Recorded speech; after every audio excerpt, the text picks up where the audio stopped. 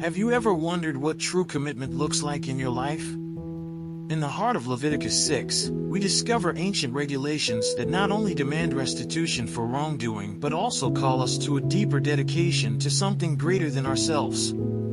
It may seem counterintuitive, but these sacrifices reveal how we can unlock profound forgiveness and commitment.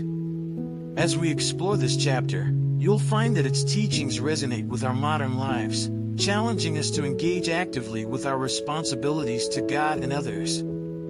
So, are you ready to dive in and discover how these timeless principles can ignite your spiritual journey? So, let's read the chapter together.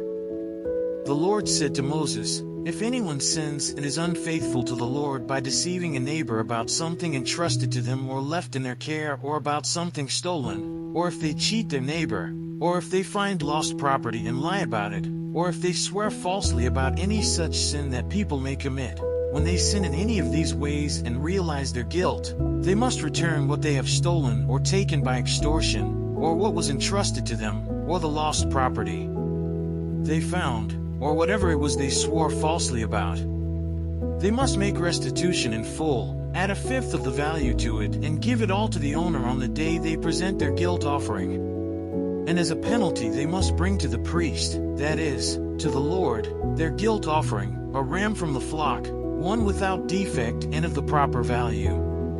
In this way the priest will make atonement for them before the Lord, and they will be forgiven for any of the things they did that made them guilty." The Lord said to Moses, "Give Aaron and his sons this command. These are the regulations for the burnt offering. The burnt offering is to remain on the altar hearth throughout the night, till morning, and the fire must be kept burning on the altar.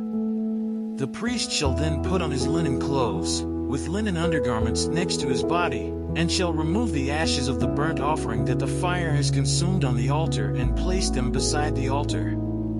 Then he is to take off these clothes and put on others, and carry the ashes outside the camp to a place that is ceremonially clean. The fire on the altar must be kept burning, it must not go out. Every morning the priest is to add firewood and arrange the burnt offering on the fire and burn the fat of the fellowship offerings on it. The fire must be kept burning on the altar continuously, it must not go out. These are the regulations for the grain offering. Aaron's sons are to bring it before the Lord, in front of the altar. The priest is to take a handful of the finest flour and some olive oil, together with all the incense on the grain offering, and burn the memorial portion on the altar as an aroma pleasing to the Lord. Aaron and his sons shall eat the rest of it, but it is to be eaten without yeast in the sanctuary area. They are to eat it in the courtyard of the tent of meeting. It must not be baked with yeast. I have given it as their share of the food offerings presented to me.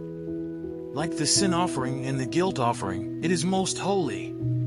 Any male descendant of Aaron may eat it. For all generations to come it is his perpetual share of the food offerings presented to the Lord. Whatever touches them will become holy." The Lord also said to Moses, "This is the offering Aaron and his sons are to bring to the Lord on the day he is anointed. A tenth of an ephah of the finest flour as a regular grain offering, half of it in the morning and half in the evening. It must be prepared with oil on a griddle. Bring it well mixed and present the grain offering broken in pieces as an aroma pleasing to the Lord. The son who is to succeed him as anointed priest shall prepare it. It is the Lord's perpetual share and is to be burned completely. Every grain offering of a priest shall be burned completely, it must not be eaten." The Lord said to Moses, "Say to Aaron and his sons, these are the regulations for the sin offering. The sin offering is to be slaughtered before the Lord in the place the burnt offering is slaughtered. It is most holy. The priest who offers it shall eat it. It is to be eaten in the sanctuary area, in the courtyard of the tent of meeting. Whatever touches any of the flesh will become holy, and if any of the blood is spattered on a garment, you must wash it in the sanctuary area. The clay pot the meat is cooked in must be broken, but if it is cooked in a bronze pot, the pot is to be scoured and rinsed with water. Any male in a priest's family may eat it, it is most holy. But any sin offering whose blood is brought into the tent of meeting to make atonement in the holy place must not be eaten, it must be burned up." Let's say a quick prayer to thank the Lord for His mercy. But first, if you found this discussion valuable, subscribe to the channel and turn on notifications so you won't miss future insights that can further transform your life. Let's continue this journey together, exploring the wisdom that can shape our actions and elevate our spiritual walk. Hey God, thank you for the wisdom we've uncovered in our study of Leviticus 6.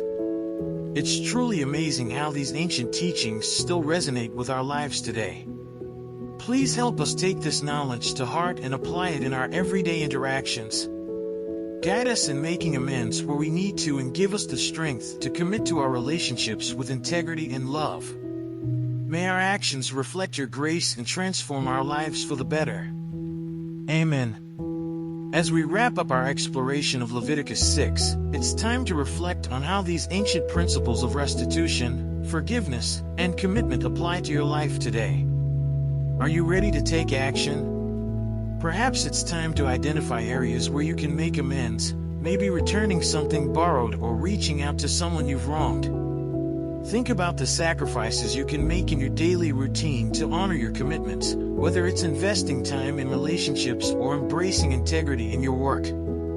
Each small step you take can lead to significant change, not just for you but also for those around you. Remember, the journey of faith is ongoing, and every effort you make fuels your spiritual growth. So, what will you choose to sacrifice for a deeper connection with God and a more meaningful life? And, as always, don't forget to check the last video and learn more about the scriptures.